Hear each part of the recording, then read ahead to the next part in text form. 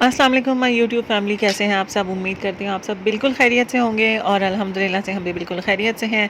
तो जनाब यहाँ पे है ऑलमोस्ट शाम का टाइम और ये वाटरमेलन ज़ुबैर ने भेजे थे, तो क्योंकि काफ़ी दिनों से मेरा दिल कर रहा था और जिस दिन मैं कहती हूँ उससे अगले दिन बारिश हो जाती है और बारिश हो जाए तो फिर जिनसे हम वाटरमेलन लेते हैं ना वो कहते हैं आप ना लें, अब इसमें जाला आ चुका होगा। तो इस बात में कितनी सच्चाई है ये मुझे तो नहीं पता, लेकिन अगर आप लोगों को इस बारे में कुछ पता है तो ज़रूर शेयर करिएगा। और जहाँ यहाँ पे है जनाब रात का टाइम और अचानक से बारिश शुरू हो गई थी। इस टाइम तो हल्की थी लेकिन थोड़ी देर में इतनी तेज़ और इतनी शदीद बारिश शुरू हो गई थी कि यकीन ही नहीं आ रहा था कि इतनी तेज़ बारिश हो रही है, क्योंकि बड़ी शदीद गर्मी थी पिछले कुछ दिनों में और गर्मी थी। तो इस वजह से फिर बच्चे और ज़ुबैर बाहर निकल गए कि हम बारिश में नहाएंगे और साथ थोड़ी देर फ्रिस्बी वगैरह खेली और मैं फिर अंदर ही बैठ गई थी। मैंने कहा मुझे फिर अबाया पहन के आना पड़ेगा तो छोड़ो रहने दो, तो मैं यहीं पे आराम से बैठ गई। लेकिन इसके बाद जब बारिश शदीद तेज़ हुई ना, फिर हम लोग सारे निकल गए बाहर और ना हम रोड पे चक्कर लगा कर आए, सही हम भीग चुके थे बिल्कुल और बड़ा मज़ा आया था, खूब इंजॉय किया हमने फिर बारिश को। और बस उसके बाद फिर वापस आए तो काफ़ी देर हो चुकी, तकरीबन 1:30 से पौने 2 का टाइम हो चुका था वापस आते आते। और नहा धो के फिर कपड़े शपड़े बदले और फिर सोने की तैयारी की। और बस जनाब सुबह हुई तो फिर मैंने मशीन लगा ली, क्योंकि कल मैंने सारी सफाइयाँ की थी और बच्चों के रूम की भी क्लीनिंग की है, तो वहाँ की भी मैंने बेडशीट उतार ली, अपने रूम की भी उतार ली थी। तो अब मैंने कहा साथ ही धो लूँ, क्योंकि अगर रख दी ना फिर पड़ी रहेंगी। और पानी का मसला अल्हम्दुलिल्लाह से काफ़ी हद तक हल तो हो चुका है, लेकिन फिर भी कुछ पता नहीं होता किस दिन आए और किस दिन ना आए पानी। तो इसलिए फिर मैं ना साथ साथ कपड़े धो रही हूँ आजकल, क्योंकि रख तो ना फिर बड़ा मसला हो जाता है अगर बाच पड़े रहें। और आज फिर मैंने कहा बच्चों का रूम साफ़ कर दूँ और यहाँ पर मैंने ना सारा सोफ़ा कम बेड वगैरह उठाए हुए थे और क्लीन किया सब। और बस बच्चों का रूम भी क्लीन हो चुका है, थोड़ी सी सेटिंग चेंज किया। ड्रेसिंग टेबल पहले यहाँ पर था, यहाँ से उठाकर हमने वहाँ पर शिफ्ट कर दिया और ये टेबल वहाँ पर था तो इसको हम यहाँ पर ले आए हैं। और ये जो था ना सोफ़ा कम बेड, इसको भी हमने फ़ोल्ड कर दिया, क्योंकि ना नीचे फ़र्श से भी ना इतनी सेम आ रही है कि मैंने उठाया है और नीचे से ना कारपेट थोड़ा थोड़ा सा ना गीला लग रहा था, फिर मैंने फ़ोल्ड कर दिए। और अब कोशिश ये करूँगी कि कारपेट वगैरह चेंज करके ना यहाँ पे शीट डलवा लूँ, ताकि ना ये सेम वाला मसला थोड़ा सा हल हो जाए। बाकी ये थोड़ा बहुत सामान रह गया, ये उठा लेते हैं। और उसके बाद बेडशीट्स धोने के लिए डाली हैं, बेडशीट धुल जाएंगी तो फिर इस सोफ़ा कम बेड को के ऊपर हम बिछा लेंगे और बाकी ये क्लीन हो गया। अब रह गया है ड्राइंग रूम, वो हम इंशाल्लाह कल करेंगे। और जनाब काम कर कर के हम शदीद थक चुके थे और साथ ही बड़ी शदीद भूख भी लग रही थी। तो आज काफ़ी दिनों के बाद मैंने फिर फ्राइज़ बनाई हैं, क्योंकि आजकल गर्मी है, शाम को कुछ भी बनाने को दिल नहीं करता। हालांकि दिन तो लंबे हैं लेकिन फिर भी दिन कैसे गुजर जाता है आजकल बिल्कुल पता नहीं चलता। तो खैर हमने फिर ये खाया और उसके बाद फिर मैंने बच्चों को पढ़ाया और उसके बाद फिर जब फ्री हुई तो उठ के आके मैंने किचन वगैरह साफ़ किया और साथ में आज बना रही थी फ्राई चने। तो चने मैंने सुबह ही उबाल के रख लिए थे और बस अभी इनको मैं निकालूंगी इस बोल में। और आज मैं ना नई रेसिपी ट्राई कर रही हूँ और मैंने सही तरह से रिकॉर्ड नहीं की थी। मैंने कहा अगर अच्छी बनी तो शेयर करूँगी और अगर ना बनी तो फिर नहीं करूँगी, लेकिन जब खाई थी तो बड़े ही मज़ेदार बनी थी, तो मैं आप लोगों के साथ अभी शेयर कर देती हूँ। चने मैंने बॉईल कर लिए थे और चनों में डालना था टी बैग एक, और उसके साथ डालना था थोड़ा सा साबुत गरम मसाला, जो कि मुझे दोनों डालना याद नहीं रही, क्योंकि मैंने सुबह सुबह बॉईल होने के लिए रखे थे चने, तो उस टाइम मैं खुद नींद में थी। और फिर अब ये चने तो बॉईल हो चुके हैं। अब इन बॉयल चनों को मैंने निकाला है इस बोल में और इसमें मैंने डाला है भुना कुटा हुआ सूखा धनिया और ज़ीरा, और साथ मैंने इसमें डाल दी है लाल मिर्च और साथ में डालूँगी इसमें थोड़ा सा नमक। तो इसको मिक्स करके ना मैं बस अभी एक साइड पे रख दूँगी और इसके बाद फिर बाकी काम करेंगे। और चनों में मसाले डाल के हमने चने एक साइड पे रख लिए हैं और साथ ही साथ मैंने आलू भी बॉईल होने के लिए रख लिए थे, उनको पीसेस में कट करके। आलू तो ये अपनी मर्ज़ी से जिस तरह से मर्ज़ी कट कर लें। और उसके बाद जनाब हम लेंगे एक कढ़ाई और उसमें हमने डाला है ऑयल और उसमें डालनी है हमने अदरक और हरी मिर्चें। अदरक मेरे पास थी नहीं तो मैंने फिर सिर्फ इसलिए हरी मिर्चों से ही काम चलाया। और हरी मिर्चों को इसमें थोड़ा सा फ्राई करके ना तो हम इसमें डालेंगे जो हमने आलू बॉयल करके रखे थे वो, और इनको थोड़ी सी देर ना इसमें फ्राई कर लेंगे अच्छे से। और आलूओं को तकरीबन 1-2 मिनट के लिए इसमें पकाने के बाद फिर हम इसमें डाल देंगे प्याज हमने ना थोड़ी बड़ी बड़ी सी और गोल गोल सी काट ली है। इसको हमने ज़्यादा देर फ्राई नहीं करना, थोड़ा कच्चा कच्चा और खड़ा खड़ा ही रखना है। और प्याज इसमें 1 आध मिनट पका कर फिर इसमें हमने डाल देने हैं टमाटर, और टमाटर जो थे ना वो भी हमने इसी तरह ही गोल गोल और मोटे मोटे से काटे हैं। और यहाँ पर आलू मेरे कुछ ज़्यादा ही बॉईल हो चुके हैं और ना टूटना शुरू हो गए थे। इनके ऊपर प्याज लगना था तो वो टूटना शुरू हो गए, क्योंकि मैंने इनको जल्दी जल्दी बॉईल करने के लिए ना कुकर में बॉईल किया था और कुछ ज़्यादा ही बॉईल हो गए थे। लेकिन टेस्ट भी शुक्र है बड़ा मज़े का था। और यहाँ पर हमने टमाटर भी डाल दिए।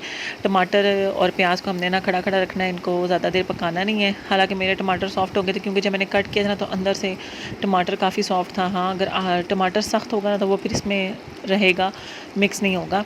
और उसके बाद जो हमने चने रखे हुए थे ना, वो सारा मसाला हमने चने जो थे ना वो इसमें शामिल कर देने हैं और इसको अच्छी तरह से ना तेज़ आंच पे, तेज़ नहीं दरमियानी से तेज़ आंच पे इसको फ्राई कर लेना है अच्छे से। और बस 4-5 मिनट इसकी भुनाई करने के बाद फिर मैंने इसको तकरीबन 5 से 10 मिनट के लिए दम पे रख दिया था, ताकि सारे मसाले और आलू और चने जो थे ना वो सब का टेस्ट एक दूसरे में मिक्स हो जाए। और बस ये हमारे ऑलमोस्ट रेडी हैं। और एंड में हमने इसमें डाल देना चाट मसाला। चाट मसाला मैंने तकरीबन 1 टेबलस्पून भर के डाला था, और बाकी आप अपनी मर्ज़ी से डाल सकते हैं। और अगर आप चाहें तो इसमें कुटी हुई लाल मिर्चें भी शामिल कर सकते हैं, जब हमने चने शामिल किए थे उस टाइम पे। और बस ये तकरीबन रेडी हैं और इसको अब हम इंजॉय करेंगे चटनी के साथ। और अगर आपने साथ और कुछ सलाद वगैरह बनाना हो तो वो भी बना सकते हैं। और खाना वगैरह खाने के बाद जब फ्री हुए तो फिर मेरा थोड़ा सा था सिलाई मशीन का काम, तो मैंने कहा बैठ के वो कर लूँ। और सिलाई मशीन का मेरा ये मसला काफ़ी टाइम से चल रहा है, तकरीबन साल 1.5 साल हो गया है कि ना एक साइड से ये स्विच लगाओ तो करंट लगाती है, करंट आ जाता है इसमें, और दूसरी साइड से करंट नहीं आता। और मैंने पिछले दिनों ही मोटर ठीक करने के लिए भी दी थी इसकी, और ना उन्होंने इतने सारे पैसे लेके और मोटर फिर मुझे वैसी की वैसी दे दी। और मैंने कहा करंट आता, तो कहते हैं हमें तो नहीं लग रहा। तो मैंने कहा हमें तो आ रहा है ना। तो बल्कि 2-3 दफ़ा मुझे बड़ा ही बुरा करंट भी लगा, लेकिन अब मैंने टेस्टर साथ रखा हुआ है और चेक किए बगैर फिर मैं मशीन को हाथ नहीं लगाती, क्योंकि काफ़ी तेज़ इसमें ना करंट आ रहा होता है। तो खैर यहाँ पर मैंने कुछ ट्राउज़र वगैरह दोपहर के ठीक करने थे, नाया के कुछ फ्रॉक्स वगैरह सेट करने थे, तो फिर मैंने कहा ये काम आज ख़त्म करूँ।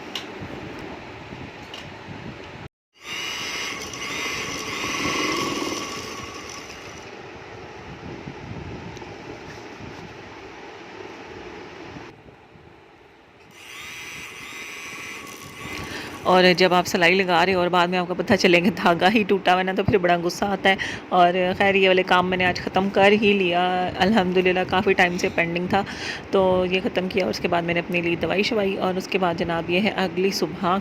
और यहाँ पर मैं बना रही हूँ नाश्ता, और नाश्ते में बना रही हूँ सबके लिए पराठे, क्योंकि रात वाले थोड़े से चने थे तो ज़ुबैर ने तो वही खाने थे, और बच्चों का फिर अपना अपना होता है कि हमने ये खाना और वो खाना है। साथ मैंने चाय रख ली थी। और ये मैं अपने लिए बना रही हूँ मानी। और हर कोई इसको पता नहीं क्या कहता होगा, लेकिन हमारे घर में इसको मानी कहा जाता है। इसमें हम आटा ना ऐसे घोल के और उसको ऐसे हाथों से तवे पे फैला के पकाते हैं, बड़ी ही सॉफ्ट बनती है और बड़ी मज़ेदार होती है। बचपन से हमारी फेवरेट है, और अब खैर मेरे बच्चों की भी फेवरेट है।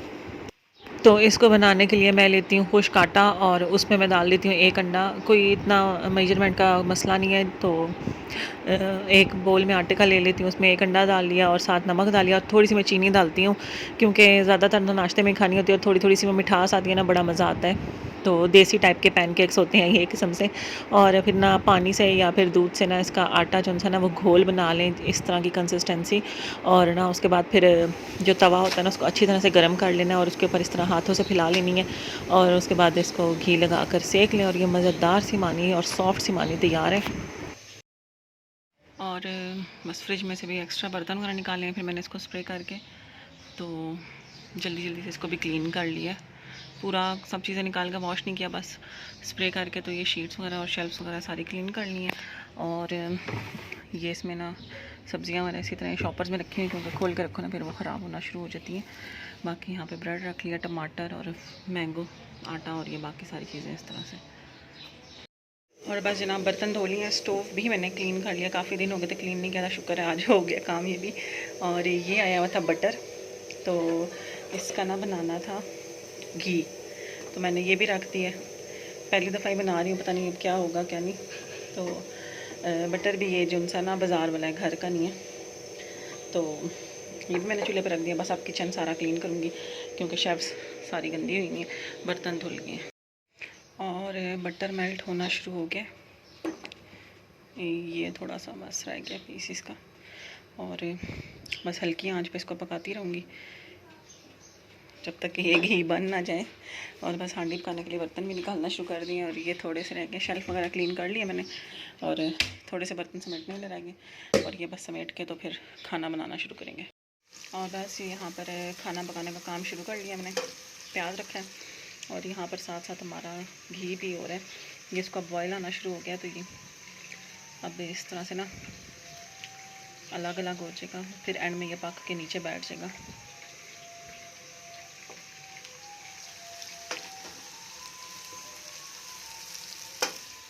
और ये टमाटर मैंने बॉईल कर लिए थे, इनको कट करके ना तो इसमें डालूँगी।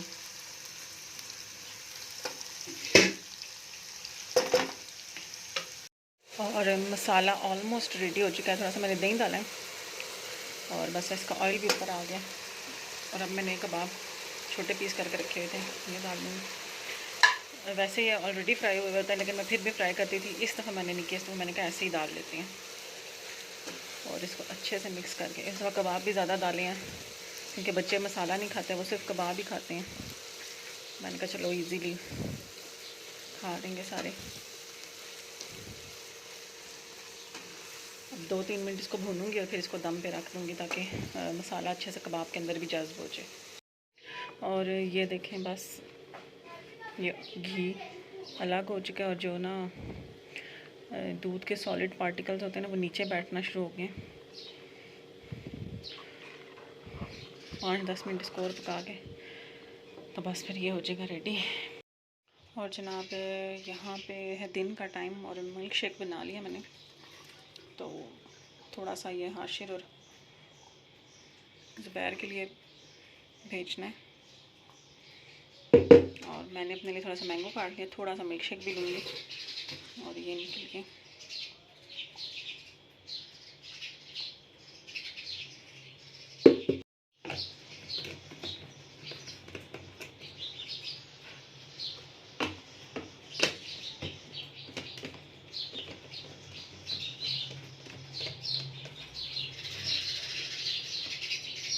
और बस आज भी सारा दिन काम में गुजरा था तो इस टाइम ना शदीद भूख लग रही थी क्योंकि मैंने आज पूरा किचन क्लीन किया था और जो कॉरिडोर वगैरह ये सारा क्लीन करके अच्छी तरह से मोप वगैरह किया था, तो थक गई थी मैं बहुत ज़्यादा।